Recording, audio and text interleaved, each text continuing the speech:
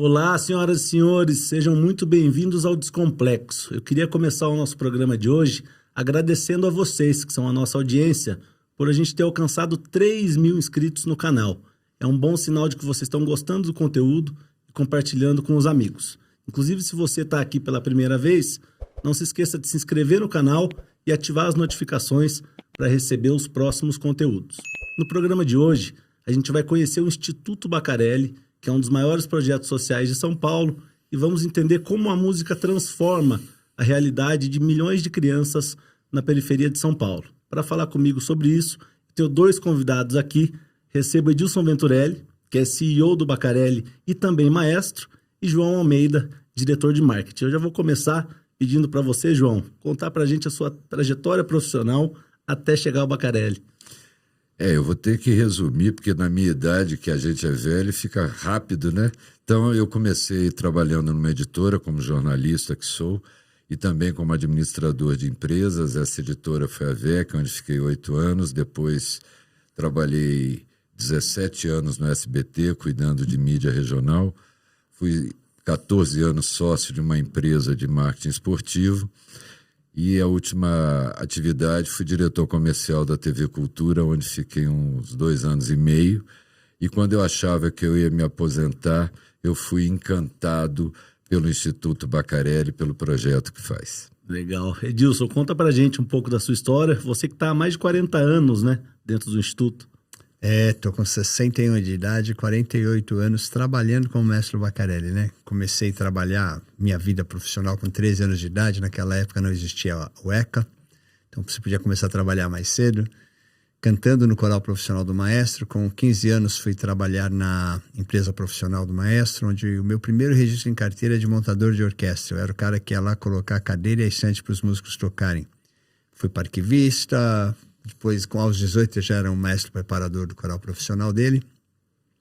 No meio desse caminho, eu me formei em Direito, estudo música desde os 5, né?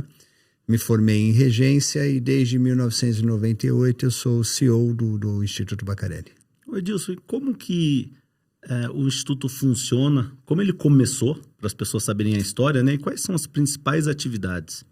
O Instituto Bacarelli nasceu do sonho e da ação de um homem que é o maestro Silvio Bacarelli. Em 1996, houve um grande incêndio na favela de Heliópolis, uma favela com 220 mil pessoas. Então, você imagina numa área de favela com uma densidade demográfica tão grande, o que é um incêndio de grande proporção. O maestro, assistindo pela televisão, se comoveu. E eu digo que ele deixou um grande exemplo para nós, que foi a capacidade que ele teve de passar da indignação para a ação. Eu tenho certeza que todo mundo que está aqui assistindo o teu podcast, quando vê alguém morando na rua, se sensibiliza, se mexe. Mas a gente normalmente se sente pequenininho para fazer qualquer coisa que possa mudar uma realidade dessa. O maestro deu um primeiro passo, resolveu que tinha que fazer alguma coisa por aquela comunidade, procurou uma escola pública. Na primeira que ele encontrou, subiu na Estrada das Lágrimas, que liga o bairro do Ipiranga com o ABC, que é a região da favela, e convenceu a diretora a separar 36 crianças para ele ensinar música. É o que ele sabia fazer, é o que ele podia fazer por aquela comunidade. Depois de 4 meses insistindo com a diretora por esses alunos, ela separou esses alunos. Aí ele começou a levá-los para sua empresa profissional, que ficava na Vila Clementino, e lá começou a ensinar música. Em 2000 a gente foi para 100 alunos, foi crescendo. Hoje nós temos uma sede própria na favela, onde nós temos 2 prédios de 5 andares totalmente projetados por nós para ensino de música. E agora estamos terminando o complexo, que é a realização do nosso maior sonho, que é a construção da primeira sala de concertos no território de favela no mundo. Legal, que bacana.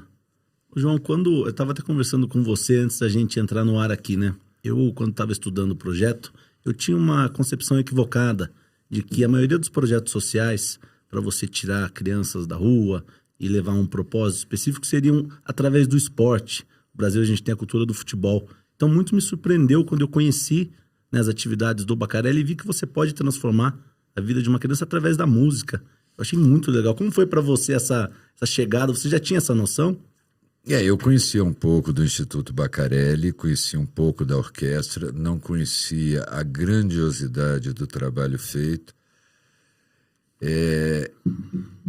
A música é o meio de você mudar a vida das pessoas, não é o fim. A gente não está formando só músicos, a gente está ajudando a formar cidadãos. A gente está ajudando a dar civilidade para as pessoas. Eu também, conversando fora do ar com você, eu falei muitas vezes, ao longo da vida, nós realizamos coisas e nenhum muito obrigado a gente escuta. Lá no Bacarelli, a gente pega criança a partir de 2 anos de idade e você vê criancinhas de 4 anos de idade subindo no palco, começando a cantar no coral, a tocar o seu primeiro instrumento, e elas são aplaudidas. A gente trabalha o ego da pessoa, a gente dá a essa pessoa dignidade na vida, a gente está dando civilidade às pessoas, a essas crianças. Então, o trabalho do Instituto é muito maior do que formar músicos. A gente está ajudando a formar novos cidadãos. Isso, eu gostaria muito de complementar o que o maestro falou. Não dá para chamar o Edilson nem de senhor nem nada. Ele é um maestro apaixonado por essas crianças. E o teatro que nós estamos construindo, a sala de concerto na favela, não é um teatro da favela, é um teatro para a favela. É talvez o mais completo teatro da cidade de São Paulo, com a mesma acústica da Sala São Paulo, a mesma poltrona dos grandes teatros de São Paulo. A única coisa que irá nos diferenciar, plagiando também o Edilson, não é que nós não teremos camarote no teatro, porque a gente lá no Instituto, nós praticamos a inclusão sem praticar a exclusão. Então não teremos camarote, todos teremos a mesma poltrona dentro do teatro. Que legal. Eu tenho uma curiosidade de saber, Edilson, se você em todos esses anos no Instituto tem alguma história que te marcou de pessoas que acabaram seguindo o caminho profissional da música, enfim, que mudaram de vida, né, através do projeto? Olha, em 28 anos, eu acho que se a gente for falar sobre algumas delas, a gente vai fazer uns 10 capítulos. Legal. Mas a gente tem muitas histórias legais.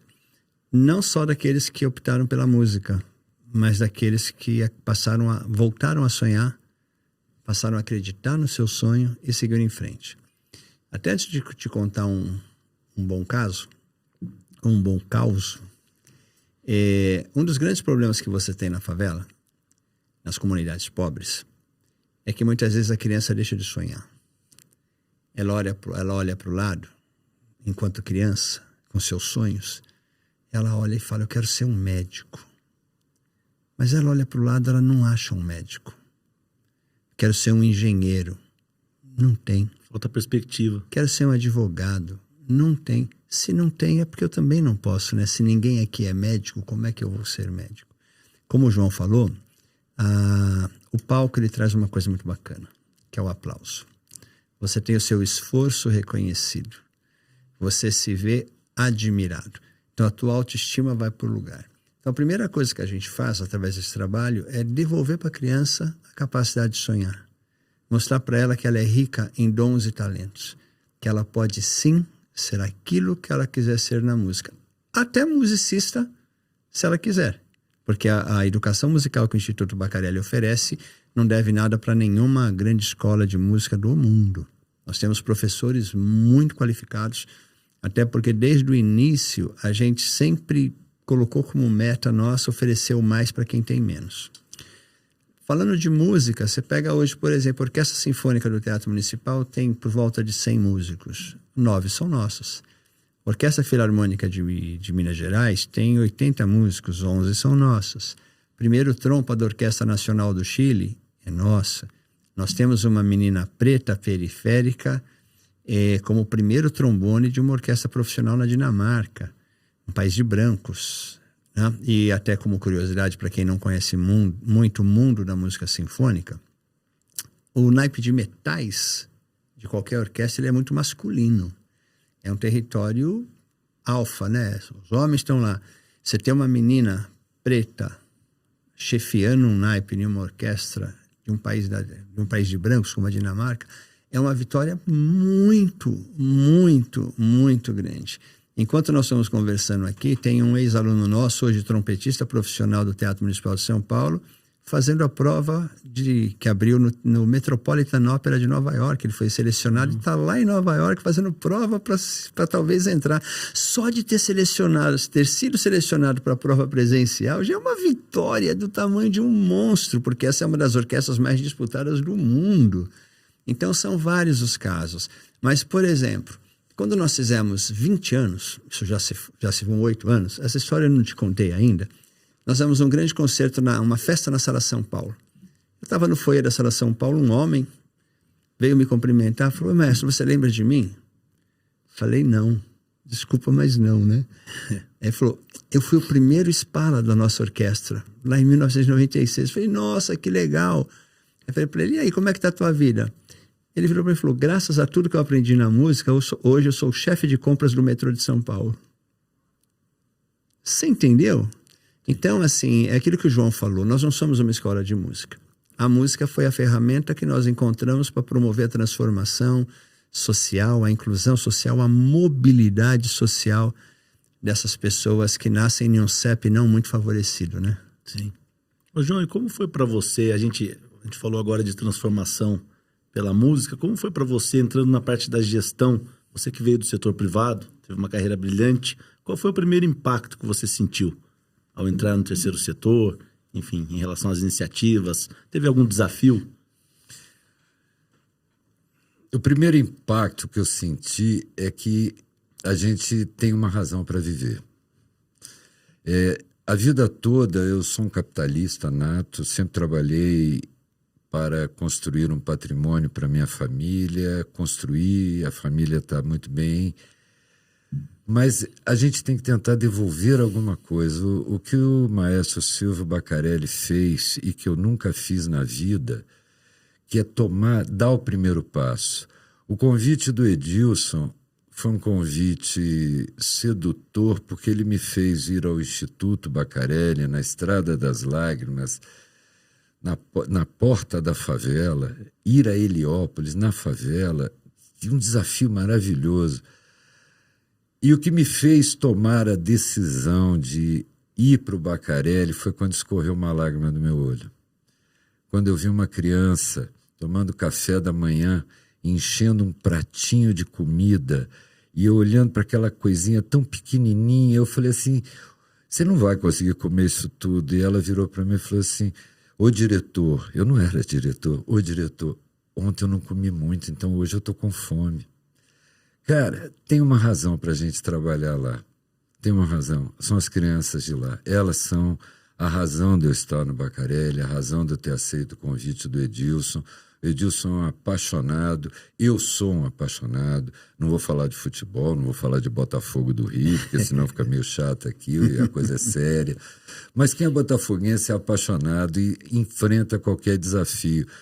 A lágrima que desceu no meu olho quando eu vi aquelas crianças todas tomando café da manhã lá, são 1.600 crianças por dia dentro do Instituto, que a gente dá alimentação, a gente dá almoço, a gente dá aula para essas crianças, a gente dá cidadania para essas crianças. Valeu a pena. E vale a pena, eu saio todo dia para lá. Se não sou o primeiro a chegar, porque o Edilson mora mais perto que eu estou entre os 5 primeiros a chegar. Eu tenho uma paixão louca por aquilo e espero contagiar as empresas a se apaixonarem por essa causa e verem o trabalho belíssimo que é feito no Instituto Baccarelli. Legal, eu tenho visto o conteúdo que você divulga e dá para perceber, é nítido que você juntou profissional com propósito, né? Então... dá para ver como você está feliz nessa nova função e realizado. Eu estou me realizando. Eu já criei meus filhos, eles estão resolvidos na vida. Se eu puder fazer alguma coisa, eu ainda não tinha plantado uma árvore. Eu estou plantando uma árvore que vai ficar lá. Esse é o meu objetivo. Tenho 68 anos, dá para segurar mais uns 3, 4 anos sem pensar em parar de novo. Mas isso vai ser feito com tanta paixão que eu espero contagiar as pessoas. E uma coisa que é linda, o maestro, o Edilson, não sei, o CEO, qualquer coisa que ele seja, ele quando idealizou, junto com as pessoas que fazem o Instituto, porque lá são todos nós, todos somos apaixonados dentro do Instituto, Você tem ideia, na pandemia, o Instituto passou por uma crise, ele reuniu os professores, muitos são ex-alunos, muitos entraram no Baccarelli pequenininho, se formaram, foram para a USP, tiraram bacharelado em música, dão aula em grandes escolas, mas voltaram para o Baccarelli para dar aula para as crianças de lá, reconhecendo. Ele contagia a gente, aquele sonho do Baccarelli me obriga a querer fazer mais do que eu posso fazer. Eu vou me dedicar muito e essa é a razão. Eu fugi um pouco da pergunta, mas a resposta é coração. Legal. Coração. Tem uma curiosidade que eu estava pensando. Aí eu ia falar do logotipo do Baccarelli. Sei. Peça ao maestro para te contar a história do nosso logo. Pra a já. Coisa mais linda do mundo. E ele conta melhor do que eu. Eu tenho a voz mais bonita, mas ele conta melhor do que eu. Vamos passar a palavra para ele. A nossa logo é uma marca que traz o B do Baccarelli, mas traz principalmente um pássaro. Por quê? Porque o pássaro, quando nasce no ninho, ele está fragilizado. Seus pais, a sua mãe, tem que cuidar, tem que colocar comidinha na boquinha dele. Até um dia que a mãe vira para ele e fala, voa. E o pássaro canta lindamente, é a música. Então a gente espera que através da música que a gente ensina para essas crianças, elas ganhem musculatura, deixem de ser frágeis e possam realmente fazer grandes voos aí pela sua vida. Eu brinco que Show, nós, hein? o nosso logo diz uma coisa que é o seguinte: o pássaro, quando nasce, é aquele ser frágilzinho que, se não tiver todo o apoio, ele vai morrer. No Instituto Baccarelli, além da música, a gente também ensina as crianças a terem asas. Elas podem voar, elas podem ser o que elas quiserem na vida. Não é porque você nasceu na favela, o maestro já falou isso, não é o CEP do seu nascimento que determina o que você vai ser na vida. Você pode ser o que você quiser. Se você lutar, se você estudar, se você aprender alguma coisa e se dedicar a ela, o CEP do seu nascimento não determina a sua vida. Você determina a sua vida com seu esforço. E isso é o que nós fazemos. A gente não ensina música, a gente dá asa para essas crianças. Ficou quase um comercial de Red Bull. Tamo junto.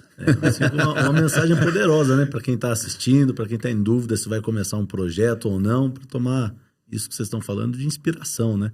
Todo mundo pode. Acho que a ação do maestro mostra isso, né? Você veja bem, em 96, ele começou com 36 crianças. Uhum.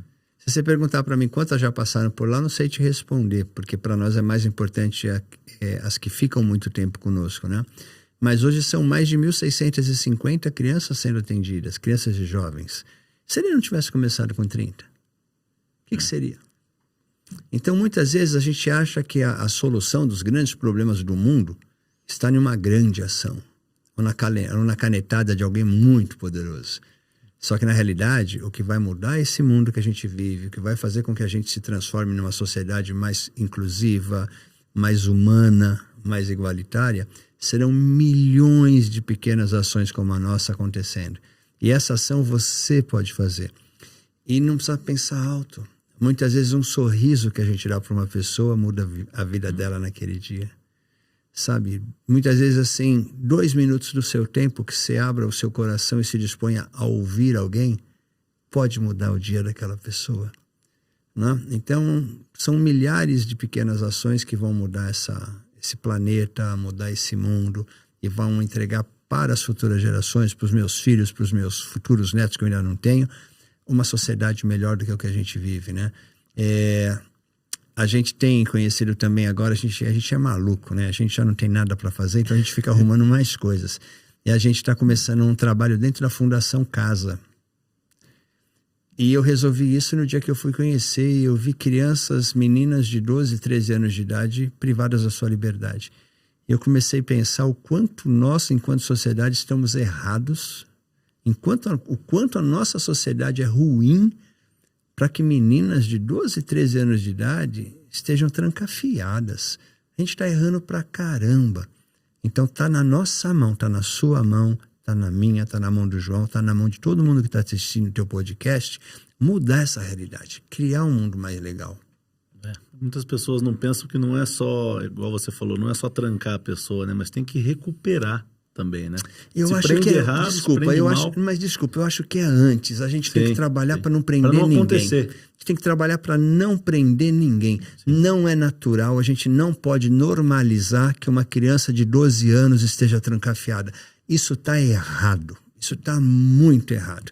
A gente não consegue pegar uma criança, um bebezinho recém-nascido, olhar para um e para outro e falar: esse aqui nasceu para ser do bem, esse aqui nasceu do mal, para ser do mal.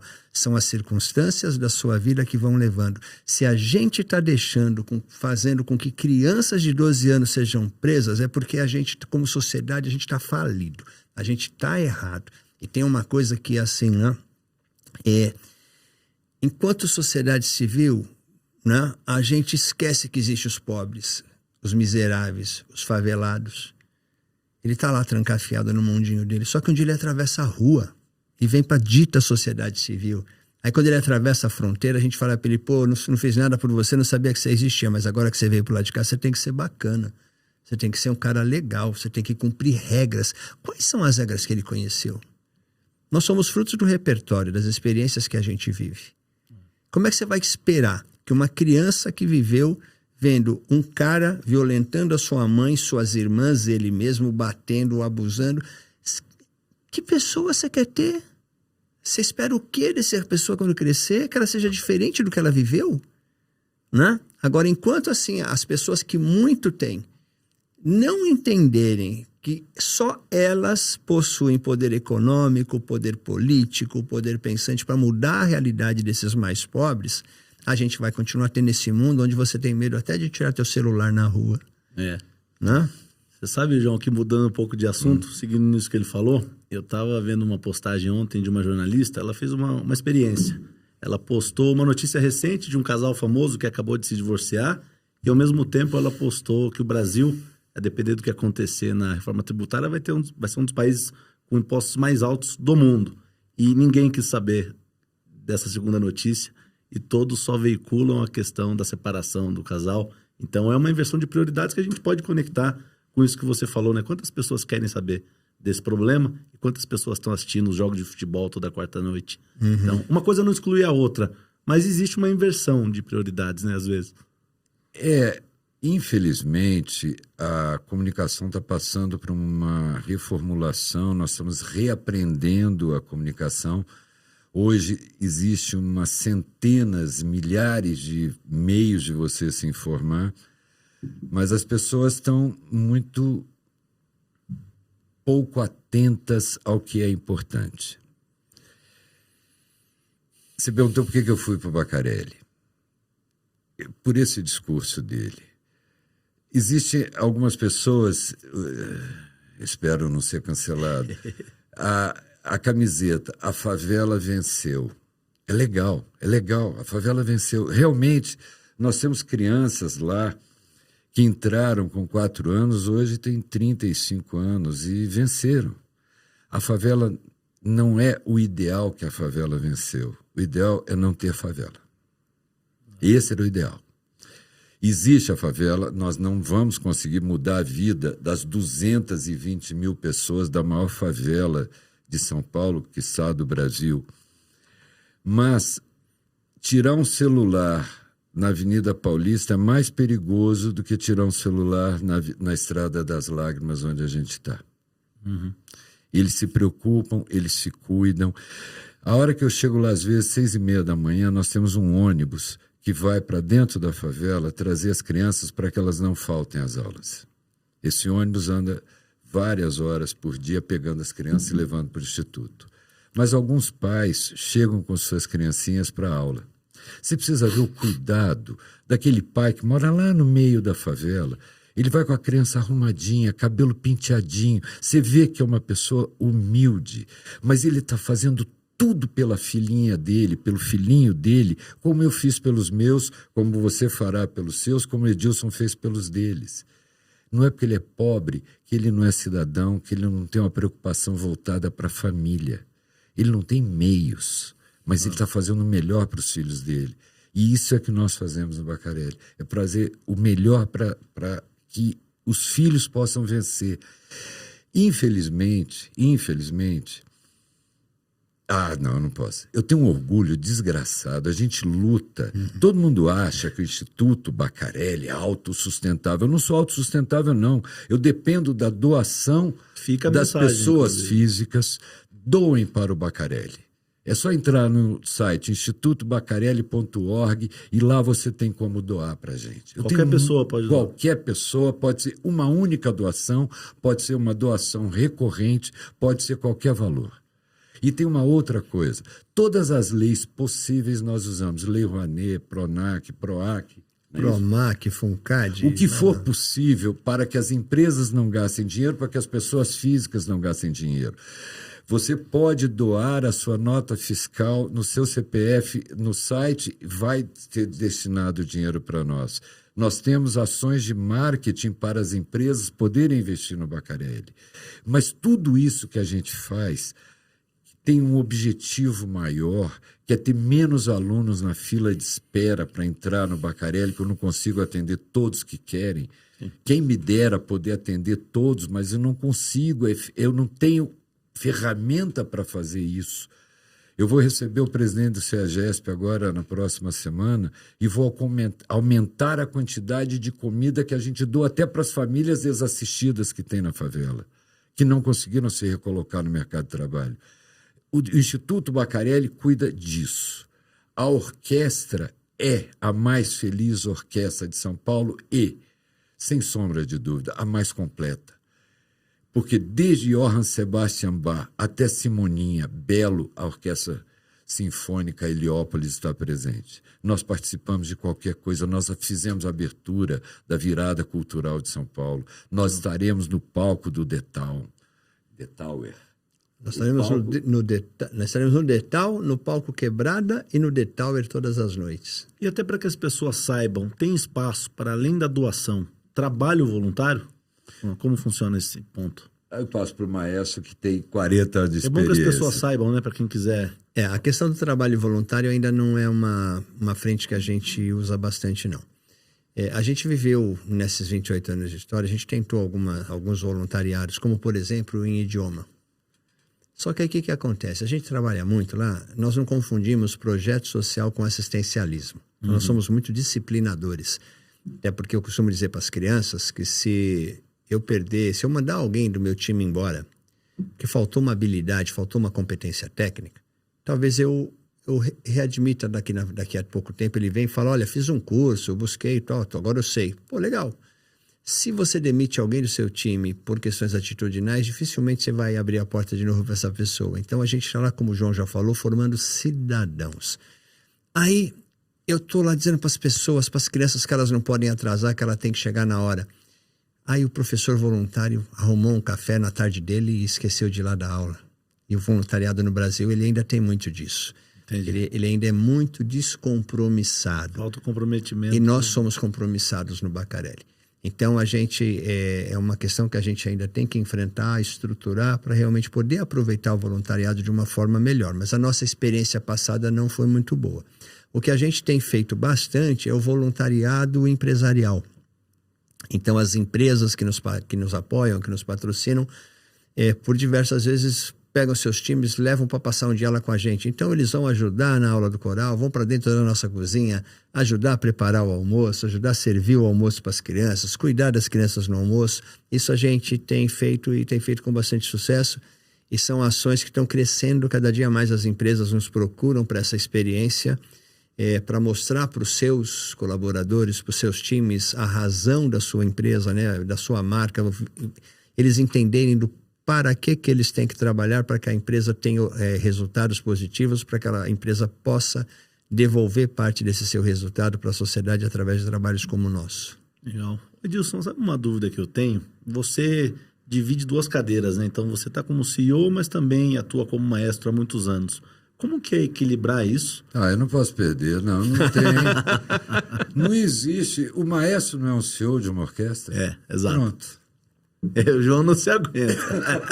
Eu respondi, o maestro. Aí ele vai dissertar, porque eu aprendi muito agora. onde fica... O maestro é o único que tem a partitura de toda a orquestra. Eu não sabia disso. O violinista, ele tem a partitura dos violinos. O maestro tem toda. Ele enxerga a orquestra, é uma empresa. A hora que o oboé tem que entrar, que ele pede mais alto, mais baixo, mais suave... Ele está vendo. O CEO é a mesma coisa, porque nós não somos uma empresa capitalista, nós somos uma empresa de paixão. A gente está fazendo... Ele, como CEO, ele é um apaixonado, como ele é um maestro técnico. As coisas fluem naturalmente. O maestro e o CEO são a mesma pessoa. Eu faço questão de chamá-lo de maestro, porque CEO é capitalista. Nós estamos lá para arrumar dinheiro para as crianças. Sim. Ele fala dos patrocinadores, eu não vou ficar falando de Unilever, muito obrigado, Saron, muito obrigado, não posso fazer isso não. BTG é legal. Não, eu não devo falar da B3, mas tudo bem. Esse pessoal que nos ajuda, essas empresas que nos ajudam, é muito legal. Mas ele, como maestro, ele é o CEO. E como CEO, ele é o maestro. Ele nos conduz. O maestro me levou para o Baccarelli, não foi o CEO que me levou para o Baccarelli. O CEO teria que me pagar muito mais do que ele me paga. Eu pago bem, não reclamo não, mas não é por isso que eu estou lá. Sim. Foi o maestro que me levou, porque ele rege o meu coração. O cérebro é obrigação minha usar, mas ele me puxou pelo coração. Eu puxei a Eliana Vilches pelo coração, o Maurício coração, Daniela coração, todos nós estamos lá. Ninguém está lá porque nós vamos ganhar alguma coisa. A gente está lá. Qualquer empresa tem que ter lucro. Qualquer empresa tem que buscar lucro. O nosso lucro é mais uma criança. Isso é bem legal, porque você fala até essa questão do lucro, porque as pessoas confundem. Tanto que a teoria de administração mais moderna não fala mais de instituições sem fins lucrativos, mas sim de instituições com finalidades não econômicas. Porque a gente quer ter lucro sim, a gente quer chegar no final do ano tendo arrecadado mais do que a gente gastou para poder formar um colchão, para enfrentar crises que vão lá na frente, para a gente poder olhar para o nosso caixa e falar, puxa, eu posso dar mais para essa criança porque eu tenho recurso financeiro. Né? E eu gostei dessa tua fala aí, viu? Que o maestro te conquistou, né? Gostei. Profissionalmente. Mas tem uma coisa, ele fala do lucro e da crise. As pessoas olham para o Instituto e imaginam que tudo é lindo. Tem a história dos professores que ele chegou, que eu não complementei, durante a pandemia. Ele chamou os professores e falou, eu não tenho como pagar, eu não estou prometendo que eu vou pagar lá na frente. Não, eu estou dizendo o seguinte, esse período, se você quiser trabalhar, não vai receber. E não receberam e continuam trabalhando e nunca faltaram. E a história que ele ainda não contou, que é a mais bonita. Durante a pandemia, fomos atrás de alunos. E aí nós tivemos algumas dificuldades. E aí eu devolvo para ele igual eu falei do logo. Vai, maestro. A pandemia foi Eu falo que a gente tem que aproveitar tudo na vida como curva de aprendizado. Né? E a pandemia, apesar de tudo, todo o sofrimento que ela trouxe, ela foi uma grande oportunidade de aprendizado para a gente como sociedade. Eu esperava, inclusive, que como sociedade a gente saísse melhor do que a gente saiu da pandemia. Eu achei que a gente aprendeu um montão com as restrições que a gente teve, mas a gente não aprendeu tanto. Mas a gente, inclusive o Baccarelli, quando a gente começou lá, fechou, 1 mês não reabriu, 2 meses não reabriu, a gente falou, caraca, o que a gente vai fazer, né? Nossas crianças... Mas como é que eu vou ensinar música à distância? Eu achava que era impossível. E não foi. Foi uma experiência muito legal. E quando a gente começou a ligar para as nossas crianças, para fazê-los retomarem para as atividades online, a nossa coordenadora dos corais, a Silmara Dresa, ligando para um dos alunos, descobriu que ele estava sozinho com 2 irmãs em casa, não tem pai presente, né? A mãe estava no interior quando o governo do estado decretou o lockdown, não conseguiu voltar para casa. Eles estavam literalmente sem nenhum alimento dentro de casa. Ela falou, mas Jaed, como é que você está fazendo? Como é que vocês estão fazendo? Falou, Pro, a gente fica dormindo, porque enquanto a gente dorme, a gente não sente fome. Todos nós sabemos que a fome existe no mundo. mas quando ela bate na tua cara, dói. Naquele mesmo dia tinha uma reunião nossa de coordenação, ela trouxe esse caso, a gente se cotizou, fomos ao mercado, um professor nosso do time foi ao mercado, fez a compra e levou para casa desse menino lá em Guarapiranga, ele não mora mais em Heliópolis, não conseguiram ficar lá, estão no final da represa de Guarapiranga, estão num lugar ainda mais pobre do que Heliópolis. E aí o menino manda um áudio para a Silmara que fez a gente repensar, inclusive, o nosso rumo, a nossa existência, para que a gente existia. Porque ele, com uma felicidade enorme, isso já era de noite, né? Dentro de todas as mensagens que ele passou, a que me marcou foi que ele disse para ela, falou, Pro, o mais legal é que essa noite a gente vai dormir sabendo que amanhã a gente pode acordar porque a gente tem o que comer. Isso é muito forte. Aí nós, como instituição, resolvemos entrar nessa questão da insegurança alimentar. Durante a pandemia, a gente acionou a nossa rede de contato, todos os nossos patrocinadores, as empresas que nos ajudam. Conseguimos lá mais de 1 milhão de toneladas de alimento, conseguimos viabilizar R$1.450.000 com apoio do Grupo Votorantim em cartões de alimentação para entregar para as famílias. Conseguimos fazer campanha de vacinação com a Unilever, conseguimos doar botijão de gás de cozinha. Só que aí chegou 2023, o mercado reabre, né? A pandemia acabou e junto com isso acabaram também as doações de cesta básica. E eu nem critico muito, não. As empresas entendem que já fizeram a sua parte durante a pandemia, que estava na hora de voltar a cuidar do seu core. Mas a fome na favela não tinha acabado. E a gente tem um restaurante no nosso projeto, na nossa sede, porque lá no início, nenhum dos dias que eu fui assistir um ensaio, saí da minha sala, fui ver um ensaio de manhãzinha, tinha uma menininha que não estava no palco ensaiando, né? Ela estava sentada na plateia. Aí eu sentei do lado dela e falei, você não vai ensaiar? Ela falou, não, minha barriga tá doendo. Aí eu, né? Falei, você tá com vontade de fazer cocô? Ela olhou para mim numa paz e falou, não, é que ontem eu não jantei.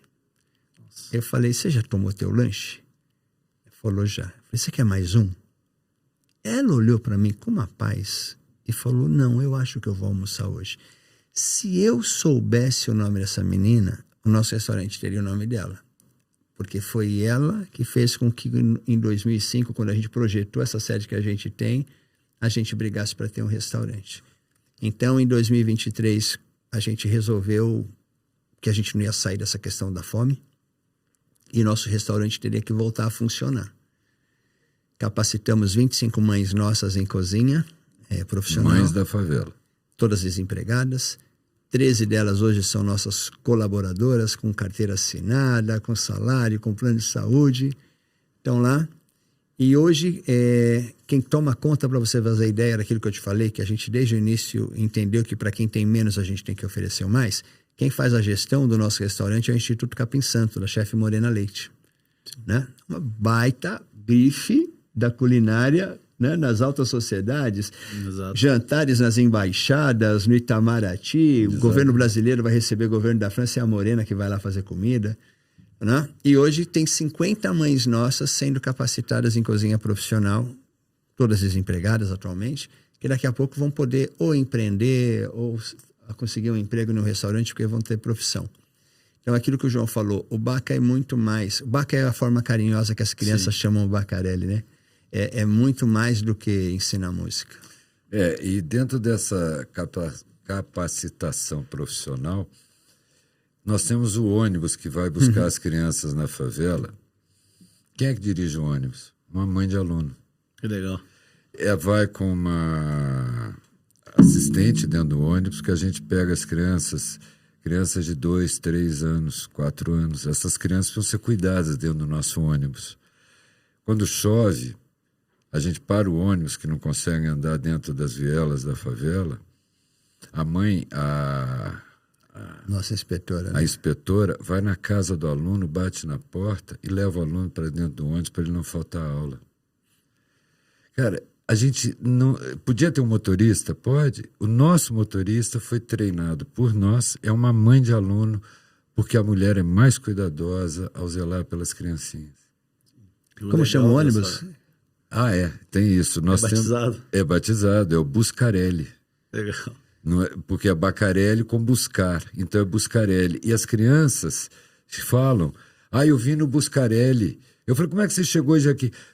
Ela olha e me dá bronca. Eu vim no Buscarelli. Normal, o ônibus tem que me pegar. Olha que lindo, o ônibus tem que me pegar, para ela não faltar aula. E eles não faltam. E coisas que eu aprendi lá. Nós damos muitas aulas, o aluno, a maneira que ele vai progredindo, ele aprende a afinar um instrumento, a gente permite que ele leve o instrumento para casa. Nunca sumiu um instrumento. Uma família vai voltar para o Nordeste, a primeira preocupação daquele pai, daquela mãe, é levar o violino de volta, devolver para o Bacarelli para que outra criança possa usar. Muitos, a gente não incentiva a compra de instrumento, porque uma criança, eu estou aprendendo isso, eu não tenho a mínima ideia do nome de instrumentos, eu estou aprendendo aos poucos. O violino tem um tamanho. A criança cresce, aquele violino fica pequeno. O violino é um investimento. Então a gente vai trocando instrumentos, a gente empresta instrumento até ele chegar na idade adulta e ele poder comprar o próprio instrumento. Nunca sumiu um instrumento do Bacarelli. A gente tem uma visão muito errada do que é favela, né? Sim. A gente... infelizmente a mídia mostra só a polícia invadindo os morros do Rio de Janeiro, né? Então a gente acha que favela é confronto entre bandido e polícia o tempo inteiro. Favela é lugar de gente honesta. Favela é lugar de gente solidária. Na favela, se eu tenho o almoço e a janta, se você não tem nada, a gente almoça junto e nós vamos os dois juntos para a rua buscar a janta. Mas ninguém solta a mão de ninguém. O verbo ajudar só sabe o real sentido quem um dia já precisou ser ajudado. E lá eles são. Então é um lugar muito bacana. Você é um advogado. Eu tenho certeza que o seu podcast tem uma audiência bastante qualificada. Eu deixo aqui um pensamento. Será que os bandidos estão na favela? Será que é o favelado que entende de infraestrutura aéreo-portuária para fazer entrar no nosso país grandes cargas de droga e de armamento? É ele que sabe como é que funciona o porto, os aeroportos, quem é que está trabalhando, quem é que já está corrompido para deixar passar a carga? Será que é o favelado que consegue ir para outros lugares aí do país, falar outros idiomas e negociar essa coisa toda? Eu tenho a impressão que não. Sabe que eu estou aqui ouvindo todas essas histórias que vocês estão contando e causa um impacto que é importantíssimo nessa reflexão, porque muitas vezes no nosso dia a dia a gente esquece de olhar para essa realidade que está aqui do lado, né? A gente está aqui no Morumbi, está do nosso lado e a gente muitas vezes acaba esquecendo, né? Então, e a gente pensa que o mundo, como nós falamos, né, João? Propagandópolis. É Propagandópolis, é Faria Lima e... Não, começa em São Paulo... No Rio de Janeiro seria na Lagoa de Hugo de Freitas, em Belo Horizonte, na Aldeota. Aldeota é Fortaleza, seria na Lagoa da Pampulha, em Belo Horizonte. Existe, aqui na cidade de São Paulo, você pode pegar um quadrilátero fictício que começa no shopping Morumbi, vai até o shopping Vila Lobos, aí você fecha um retângulo com a Paulista. E aqui... é o que o Delfim Neto, falecido ministro, dizia que era Belíndia, a mistura da Bélgica com a Índia, mas a Índia cresceu muito. Então eu chamo de Propagandópolis. É um lugar que ninguém está preocupado com se vai faltar comida, ele está preocupado com o que ele vai pedir de comida. O mundo real, isso representa muito pouco da população brasileira. O mundo real luta todos os dias pelo seu prato de comida. A gente vive isso todos os dias lá na favela. E essa favela que nos ensina todos os dias. Há muitos anos atrás, quando eu trabalhava no SBT, uma mega multinacional, faço questão de não dizer o nome, pegou vários... Não, o trabalho é lindo. Pegou vários MBAs recém-contratados e colocou morando na favela. Porque ela queria lançar uma linha de sabão em pó onde poderia ser vendido, como na Índia, a granel e não embalagem fechada. Alguns desses MBAs não voltaram. Eles foram tão impactados pelo que eles viram na favela, onde tem uma oferta de arroz no supermercado X. Eu tenho dinheiro, eu vou comprar a maior quantidade possível de arroz e eu vou dividir esse arroz e vou pegar o feijão do meu vizinho em troca, e eu vou ter arroz e feijão e ele vai ter arroz e feijão. Esse mundo não faz parte da minha vida, ou até recentemente não fazia parte da minha vida. Nós tivemos agora uma imersão, e empresas, olha, Bacarelli está lá, uma imersão de uma empresa, não o nome, Hershey's. Sim.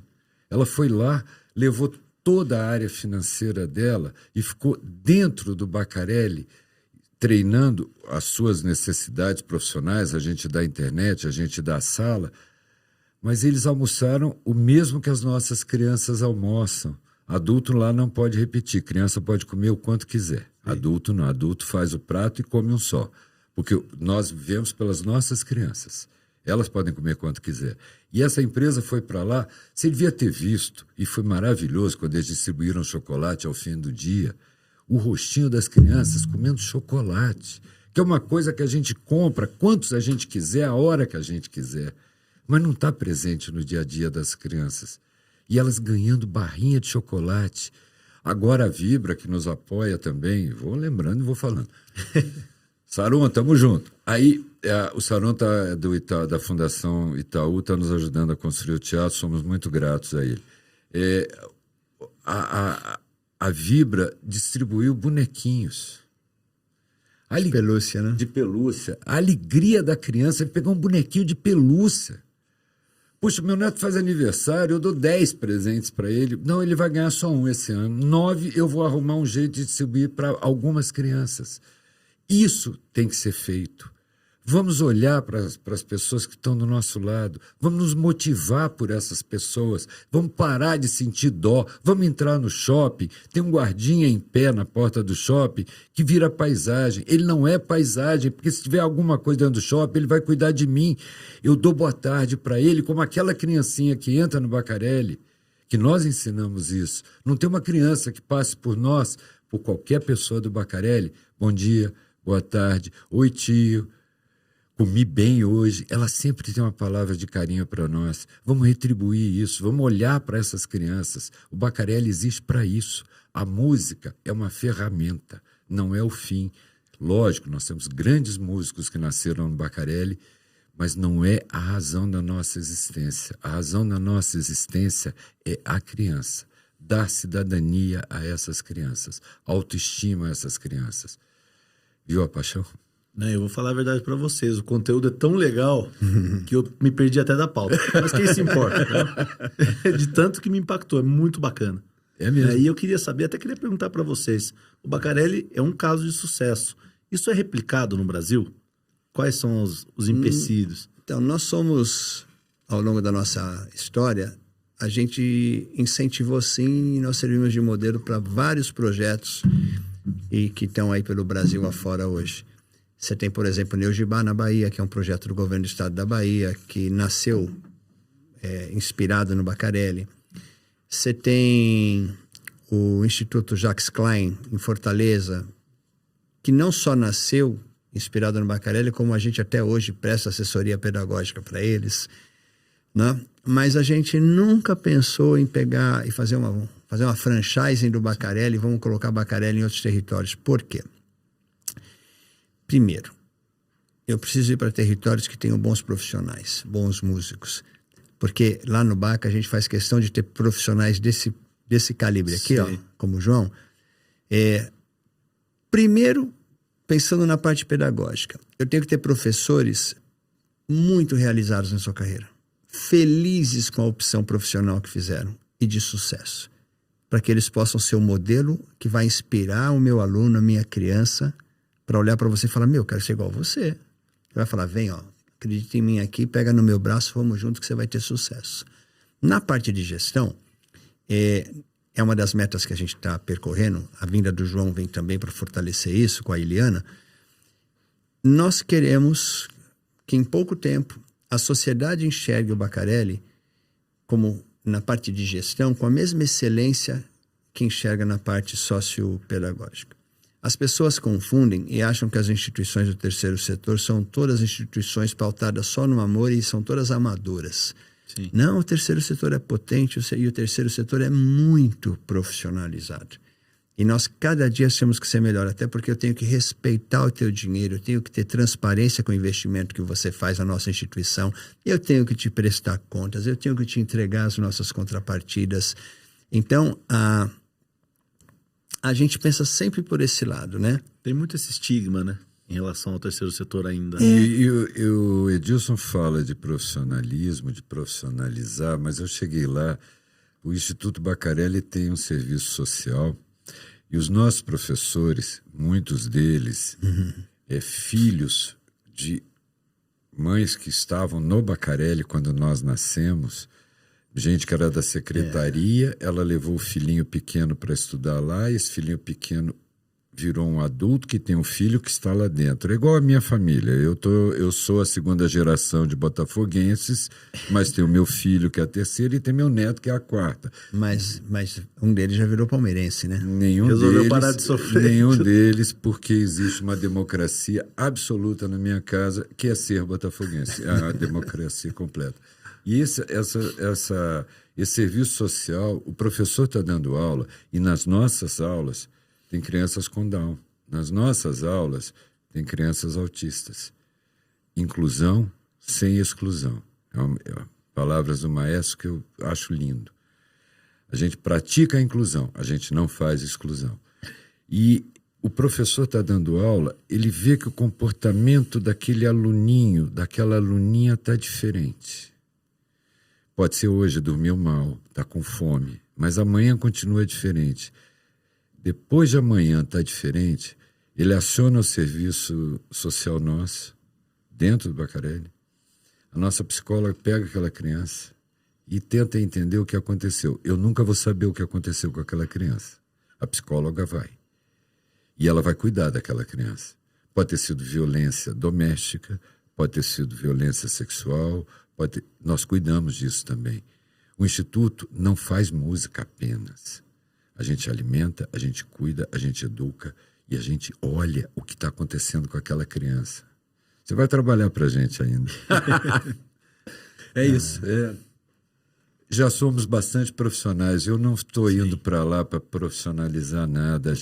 Para fortalecer isso. A gente faz parte de um grupo. A palavra time ficou meio vulgarizada recentemente, mas eu gosto mais dos 300 de Esparta contra os 10.000 de Xerxes. Juntos a gente é muito forte. A máquina que existe lá já é muito forte. Sim. Talvez eu tenha ido para dar um empurrãozinho mais para a direita, mais para a esquerda, ou tentar usar com essa paixão, com esse amor que a gente tem por uma causa aos 68, já aposentado. Se eu conseguir trazer um pouco mais de dinheiro para o Bacarelli, eu conseguirei trazer mais crianças, eu conseguirei alimentar melhor essas crianças, eu conseguirei botar uma camisa mais bonitinha nas crianças, porque todas elas têm uniforme, tem crachá. O crachá que identifica se aquela criança pode ir sozinha para casa, se aquela criança precisa que a gente leve dentro da casa ou que o pai vai pegar. Tudo isso é monitorado. Tudo isso é monitorado. Tudo isso Nossa entrada é com leitura facial. Eu sei dizer a hora que a criança entrou, a hora que a criança saiu. Se a mãe ligar e perguntar, meu filho está ainda aí, ele sabe exatamente a hora que a criança saiu. Porque a gente tem o monitoramento facial. Se a criança faltou. Se a criança faltar 3 dias, por que faltou? Vamos na casa da criança descobrir o que está acontecendo. É sério. É uma paixão, mas com um profissionalismo por trás que até hoje está sendo sustentado graças a meia dúzia de empresas que nos apoiam, mas podiam ser muito mais. Sabe? As pessoas que doam dinheiro para todas as entidades que existem, todas merecem. Mas nós estamos no Brasil e a gente presta conta de cada centavo que a gente recebe, cada criança que a gente atende. Olhem para o Instituto Bacarelli. Apoiem o Bacarelli, porque nós estamos apoiando as nossas crianças. É sempre isso. Eu chamo o Edilson, maestro, CEO. Sabe quem é meu CEO? Meu CEO é uma menininha de 4 anos que está lá, que outro dia eu vi ela pegando um pratinho de cuscuz no café da manhã, que ela botou tanta cuscuz que eu falei, vai largar. Não, ela pegou uma maçã ainda. e pegou 2 torradas. Lembra ontem no café da manhã, quando a gente chegou lá? Fado, Ontem sim. teve queijo quente no café da manhã. Aí na hora do almoço, a gente desceu na hora do almoço dos pitoquinhos e a gente estava conversando com eles.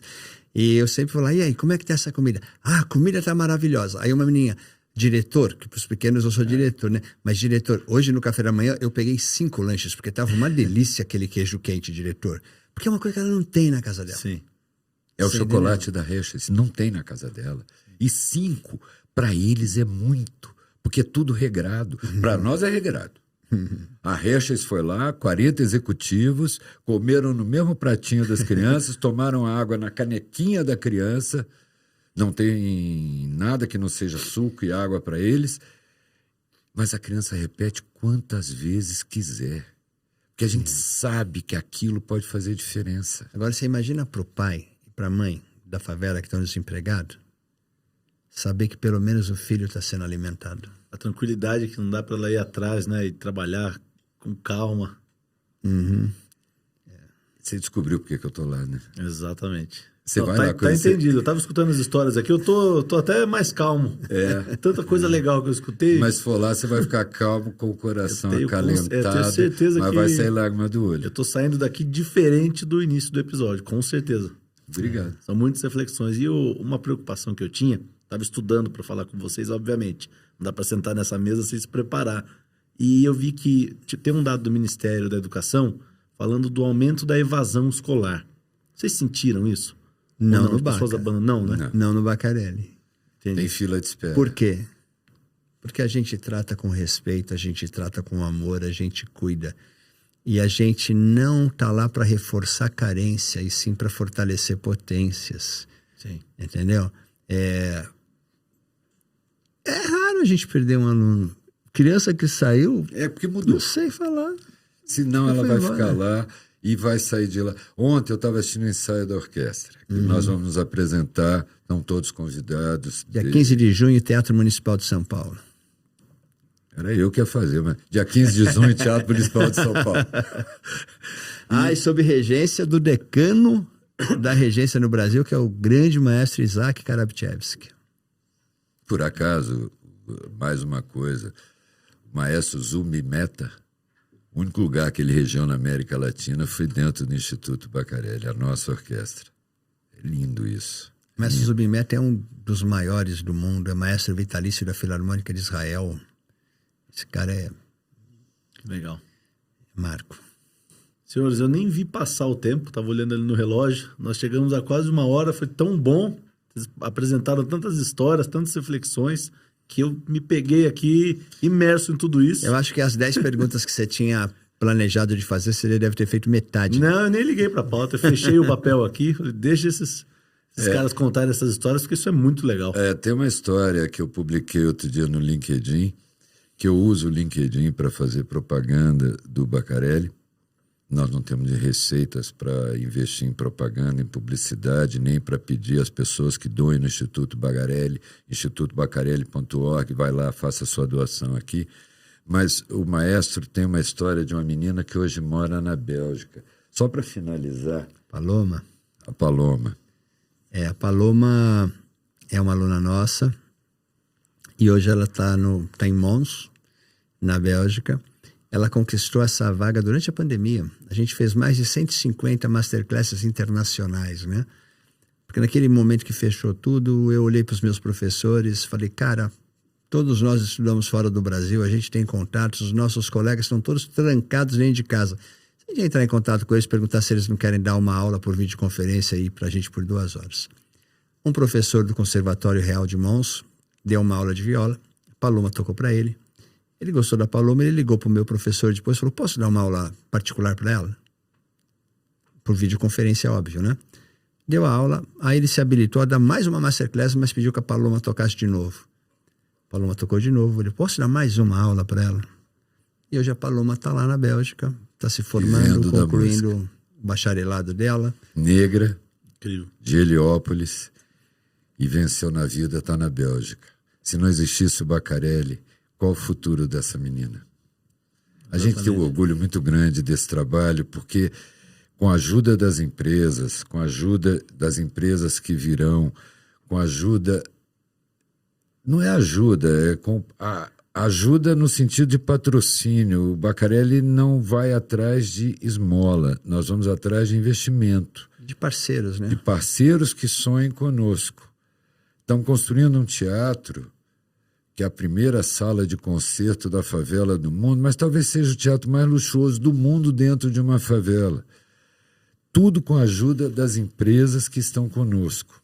Sou muito grato ao Gilson do B3, ao Saron do Itaú, futuramente um grande amigo comum nosso que vai estar nos apoiando. E esse trabalho que passa por lei de incentivo, passa por verba de marketing, passa por ações de locação do nosso espaço para empresas irem fazer suas ações, saindo de propagandópolis e mostrando o mundo real dos consumidores. Em nome do Bacarelli, estar aqui nesse podcast com você é muito importante para nós. Eu sei que não é a quantidade de pessoas que importa. E, para finalizar, eu também me perdi lá atrás e faço questão de dizer, no Instituto Bacarelli jamais teremos anúncios de empresa de bet. Jamais. Tá dado o recado. É muito claro isso, porque nós estamos formando pessoas. Não queremos que as pessoas se viciem em apostas. Não teremos nunca. Eu já recusei, tá? Dinheiro grande. Legal. Para dar name right ao teatro. Eu não aceitarei jamais. Pouca gente recusa, né? Hoje no Nós Brasil. recusamos com muito orgulho. Jamais teremos bet no Bacarelli. Eu já era fã agora, então. Muito bom. Senhores, queria agradecer vocês terem tomado tempo para vir até aqui. Eu tenho certeza que não só eu, mas todo mundo que está assistindo vai sair um pouco diferente do que entrou. Né? Porque muitas vezes a gente não para pensar nessa realidade que está ali do lado, né? E acho que fiquei até sem palavras depois de todas as histórias bacanas. Muito obrigado. B de Brasil, de Botafogo e de Bacarelli. A gente que te agradece aí pelo espaço. Valeu. E eu penso que vocês da comunicação têm que cada dia mais fortalecer a corrente do bem. Porque muitas vezes as boas histórias, as histórias do bem rendem muito pouco, né? Mas o mundo é formado por pessoas do bem. O bem é muito maior que o mal, só que o mal é barulhento, enquanto o bem muitas vezes trabalha em silêncio. Mas a gente está mudando esse país aí, esse mundo. Exato. Senhoras e senhores, esse foi o Descomplexo. Espero que vocês tenham gostado do nosso conteúdo. Se gostaram, não se esqueçam de se inscrever no canal, ativar as notificações para receber todos os próximos conteúdos. Um abraço e até a próxima.